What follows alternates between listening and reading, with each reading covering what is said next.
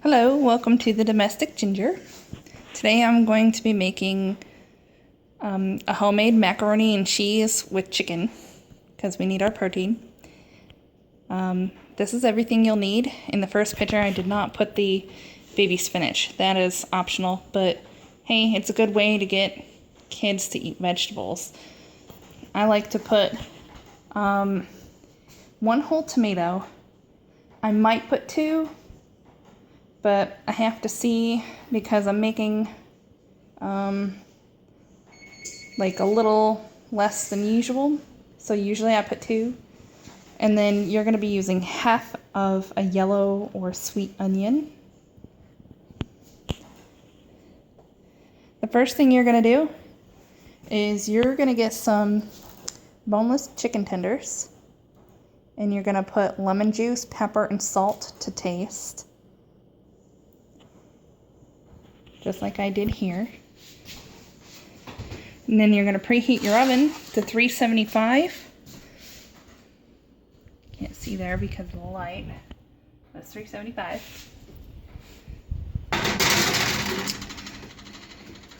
And while they're in there, probably about, I'd say 15-20 minutes, you're going to get a Dutch oven out. And then you're going to start making your cheese sauce. Alright, first off, you're going to take about a 1/4 cup of butter and melt it.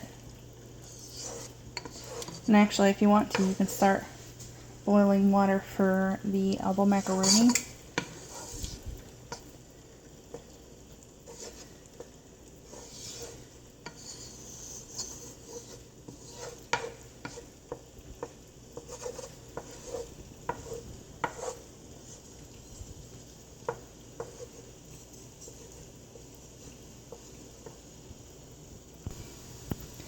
Once that is melted, you take about 2 tablespoons full of flour.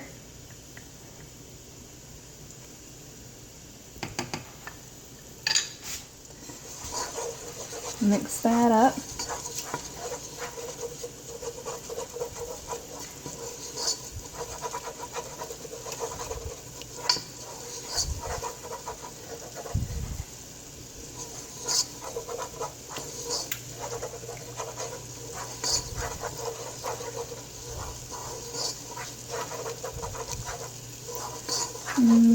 Might need a little bit more flour, so maybe 2.5.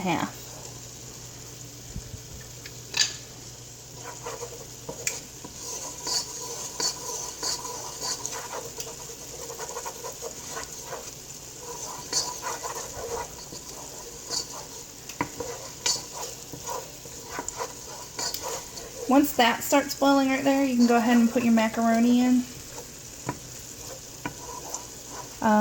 I think maybe about 8 ounces.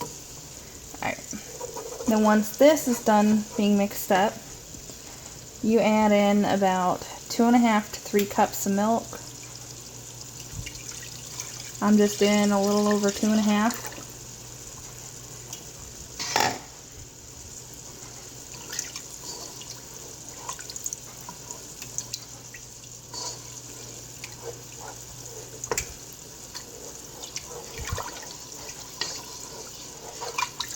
Actually, one thing that I didn't show you that I put in is goat cheese. I put about this much goat cheese in because my boyfriend absolutely loves macaroni and cheese with goat cheese in it. Now when I put the goat cheese in, I try to, push it around and try to get it melted before I put in any other type of cheese. And sometimes it likes to stick to my spoon.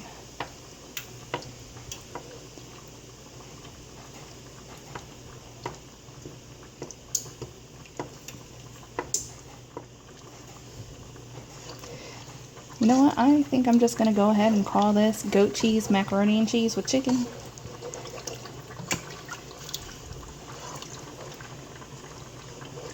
Because I don't know, I used to be weird about cheese. I just like regular old plain cheese, and then all of a sudden one day I had goat cheese at a restaurant on some bread with, I think, tomato sauce, and I just fell in love with it.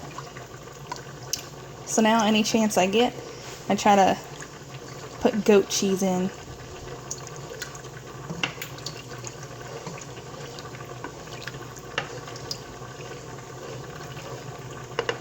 Alright. Once that is melted, I have 2 cups here of sharp cheese. I'm just going to go ahead and throw that in.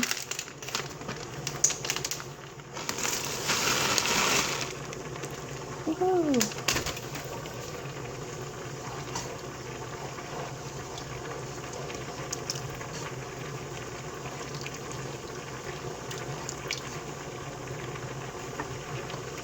I should turn the heat up a little bit. Alright, I put the heat up to 8 on there.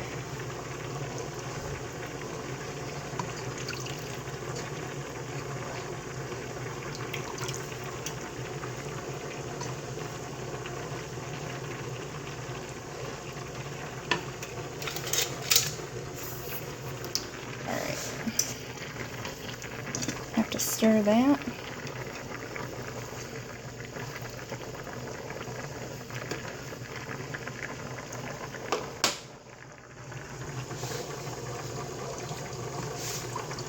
And I can tell right now it's not going to be exactly thick enough. But then I also like to mix in pizza blended cheese.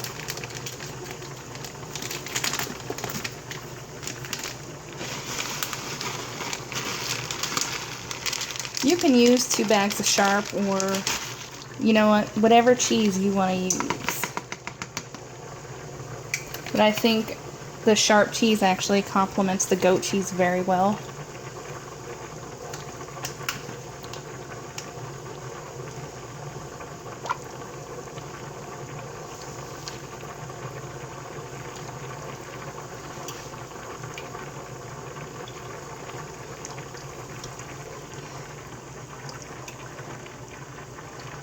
Alright, you mix this up until it's kind of got more of like a thick texture, and then also you can salt and pepper it to taste.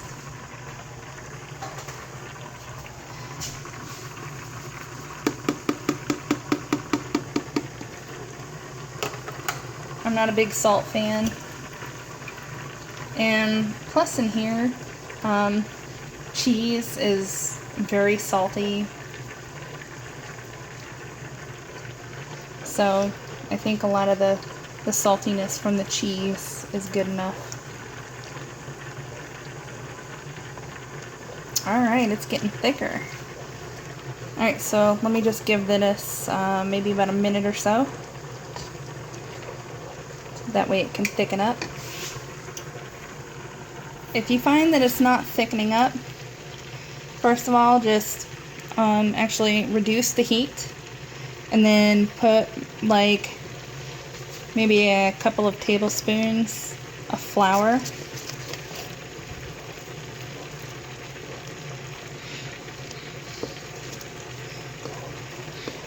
And then just give it a couple of minutes or so, and just keep your eye on it. And while you're waiting for that to get done, you cut up all this. I just threw it all in one container because I don't like to, you know, clean a whole bunch of dishes. So I did a half an onion and about 15 leaves of organic spinach, and then I did a whole tomato and just put it right in here.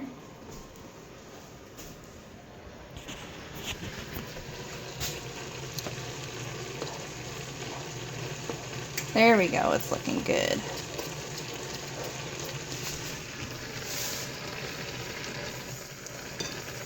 Oops.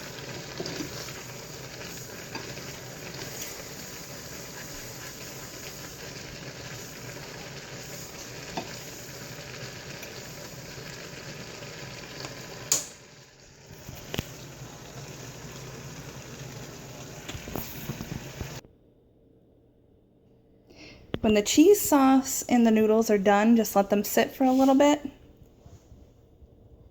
You pull out your chicken and you chop it up pretty small.